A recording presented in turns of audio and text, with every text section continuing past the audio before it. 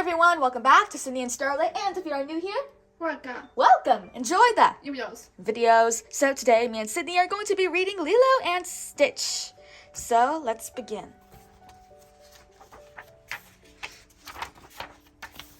In a far-off galaxy, an alien scientist named Jumba had created a strange creature called Experiment 626.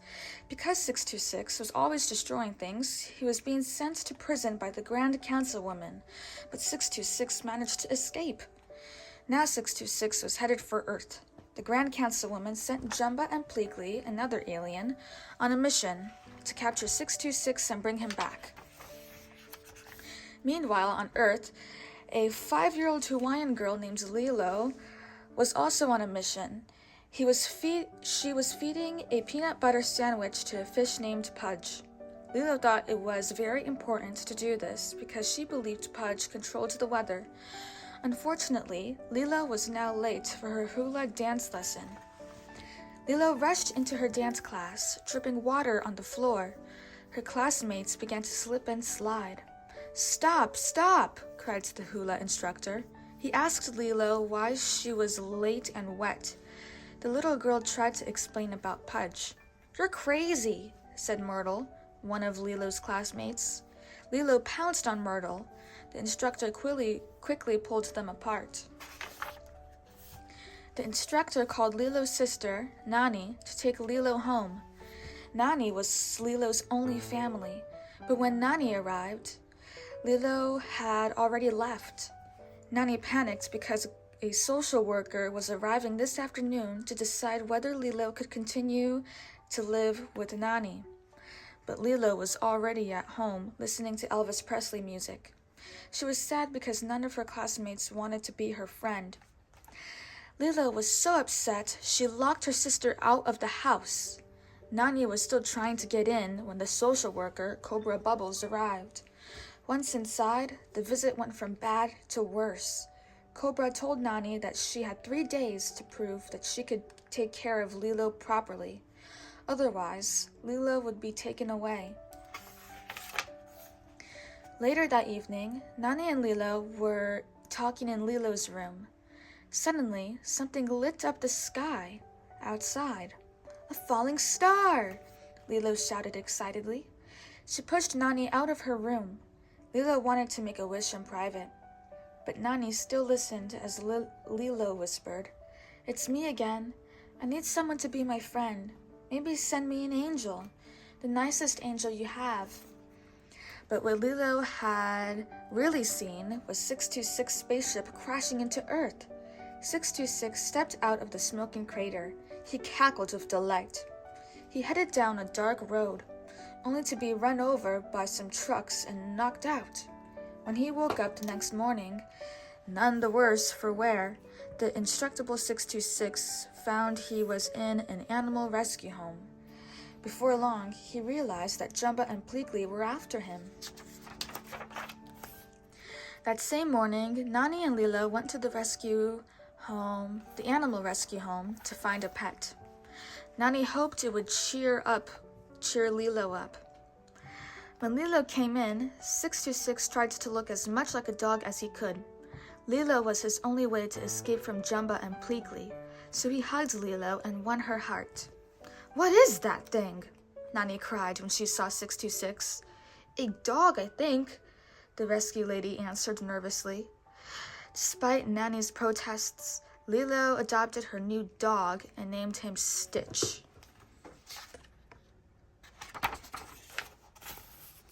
Meanwhile, Jumba and Pleakley were watching as Nani and Lilo left with Stitch.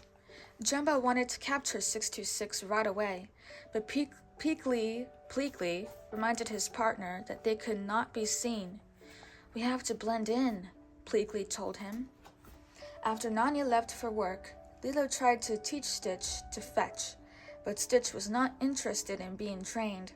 Lilo ended up fetching for Stitch instead.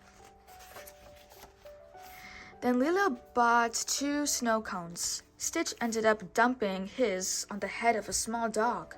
Stitch was not exactly what Lilo had expected. Dressed like tourists, Jumba and Pleakley were nearby watching Stitch. They were waiting for their chance to capture him. Later that day, Lilo and Stitch sat in the restaurant where Nani worked. Lilo finished drawing in her sketchbook and held it up to Stitch. "This is you," she told him. "This is your badness level. It's unusually high for someone your size. We need to fix that." Jumba and Pleakley were also sitting in the restaurant. They lured Stitch over to their table. While Jumba grabbed Stitch and tried to place his alien handcuffs on the creature, Stitch opened his mouth wide and swallowed Pleakley's head. Nani had to dump a pitcher of iced tea on Stitch to make him let go.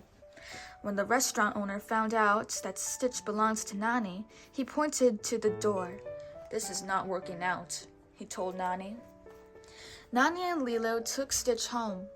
"This is a great home. You'll like it a lot," Lilo told Stitch. She gave him a pillow so he could sleep on the floor. Stitch shredded the pillow. Then he went to the kitchen, where he made another mess. Nani had had enough. She grabbed Stitch, saying, "We have to take him back." "He was an orphan, and we adopted him," said Lilo. "What about Ohana?" Nani stopped. Their father had taught them about Ohana. "Ohana means family," Lilo continued. "Family means nobody gets left behind or forgotten." I know, Nani said, sighing. Stitch jumped from Nani's arms, and he and Lilo went into Lilo's room. Stitch climbed onto Lilo's bed and found a photograph of her family under the pillow. "Be careful of that," Lilo warned. The picture was all she had left of her father and mother. She snatched it back and slipped the precious photo back underneath her pillow. So Stitch amused himself with other things in Lilo's room. He built a model city and then destroyed it. In the middle of the night, Stitch woke Lilo and showed her a picture in a book he had found. "That's the ugly duckling," Lilo yawned. "See? He's sad because he is all alone, and nobody wants him." Lilo pointed to another page. And on this page, his family hears him crying, and they find him. He is happy because he knows where he belongs. Stitch took the book and crawled into the bed Lilo had made for him. The next morning, Cobra Bubbles paid them a visit. "Heard you lost your job," he said to Nani. But before Nani could explain, Stitch whacked Cobra with the book. As he left, Cobra told Nani that she had to get a new job if she expected to keep Lilo. To Lilo, he said, "And next time I see this dog, I expect it to be a model citizen." So, Nani set out to find a new job with Lilo and Stitch in tow. First, she went to a local grocery store. While Nani spoke to the owner, Lilo tried to teach Stitch to behave. "Elvis Presley was a model citizen," Lilo explained. "I've compiled a list of traits for you to practice. Number 1 is dancing." Unfortunately, their dance routine knocked over the owner, so Nani didn't get the job. While Nani tried to get a job at a coffee shop, Lilo continued with Stitch's lessons. "Number 2, Elvis played guitar," she said as she handed Stitch a ukulele. But when Stitch played the instrument, the piercing high notes shattered glass. Nani didn't get that job either. Finally, as Nani tried to get a job as a lifeguard, Lilo prepared Stitch for his last lesson. "Time to bring it all together," she told him. Stitch began to play his ukulele. Tourists began to crowd around him and take pictures, but their camera flashes upset Stitch, who caused a commotion. Nani once again did not get the job. Everything had gone wrong. The unhappy sisters sat down on the beach. David, a friend of Nani's, saw them. To cheer them up, David suggested they all go surfing. The group headed for the waves. Once she began to surf, Nani forgot all her troubles. Stitch clapped his paws, and David and Lilo laughed as they enjoyed the waves. For a little while, everyone was happy. But as Nani, Lilo, and Stitch rode a large wave, Jumba sneaked up behind them. Jumba grabbed Stitch and pulled him under the water. Desperate, Stitch grabbed Lilo and began dragging her down. David and Nani pulled Lilo to safety, never noticing the aliens. Stitch finally won his struggle with Pleakley and Jumba, but he was exhausted. Luckily, David went back and rescued Stitch. Back on the beach, Nani frantically checked to make sure Lilo was okay. Nani looked up to see Cobra Bubbles watching. He had seen the whole thing. Nani asked David to watch Lilo. Then Cobra quietly told Nani that although he knew she was trying, it was time to find a more suitable home for Lilo. That night, Lilo studied her family photo. Our family's little now, but if you want, you could be part of it, she said to Stitch. Stitch wanted to belong, but he knew he had already caused too much trouble. While Lilo watched, Stitch took the ugly duckling book and climbed out of the window and into the night. Stitch walked into the forest. He opened the storybook to the pages that Lilo had shown him. Just like the ugly duckling, Stitch felt alone. "I'm lost," he cried. The next morning, a very unhappy Grand Councilwoman fired Pleakley and Jumba. But Jumba was pleased. Now he could capture Stitch his way. Soon, Jumba found Stitch in the forest. Stitch didn't run, but he wouldn't go with Jumba either. "Waiting," Stitch told Jumba. "For what?" Jumba asked impatiently. "Family," replied Stitch. "You're built to destroy. You can never belong," Jumba said. Stitch dropped the book and ran. Meanwhile, Lilo joined Nani in the kitchen for breakfast. "Stitch left," Lilo murmured sadly. Nani comforted Lilo. Now it would be harder to tell Lilo that they would be living apart. But suddenly, David burst in saying, "I think I found you a job." This was Nani's last chance to keep Lilo. She rushed out with David, telling Lilo to stay inside and not to let anyone in. At the same time, Stitch was racing to Lilo's house with Jumba following close behind. Stitch slipped through the dog door. Jumba crashed through the front door. Frightened, Lilo called Cobra Bubbles. "Aliens are attacking my house! They want my dog!" Jumba and Stitch fought so hard that they destroyed the house. Meanwhile, Nani got the job at the general store down the street. As she left, a fire engine shrieked past. Fearing the worst, Nani raced home. Cobra Bubbles was already there. Lilo was in the car. Nani begged Cobra not to take Lilo from her. Cobra just pointed to the ruined house and shook his head. Lilo watched as the two argued. Then she slipped out of the car and into the forest. Stitch followed her. Stitch quickly found Lilo.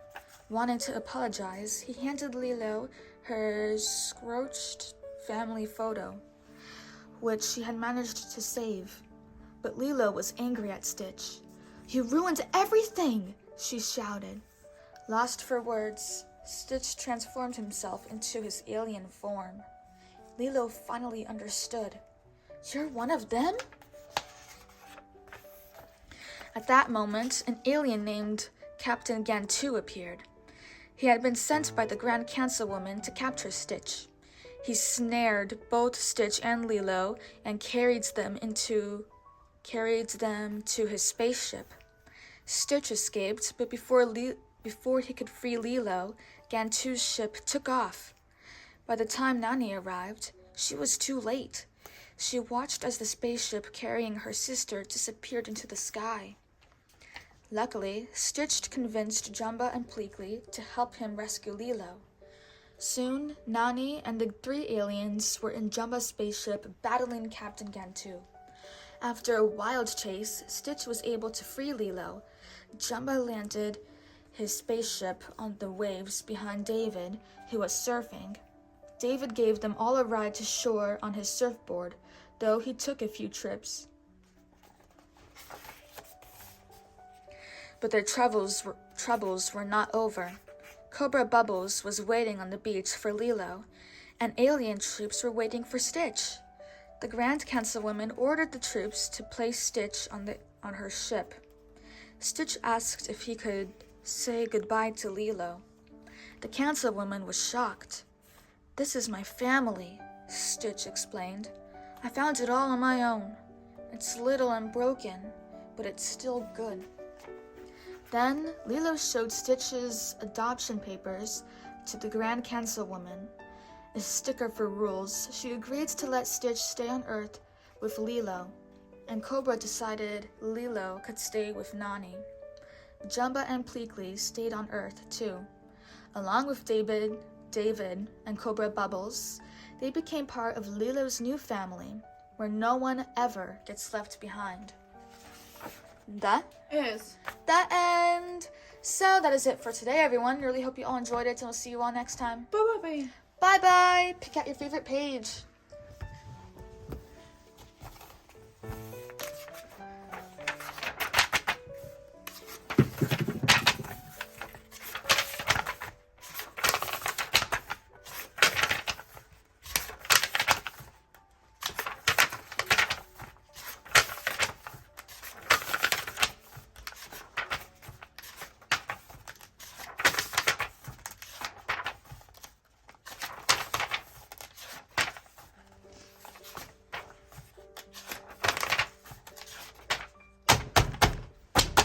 Who's your favorite character? Goose. Stitch. Good choice.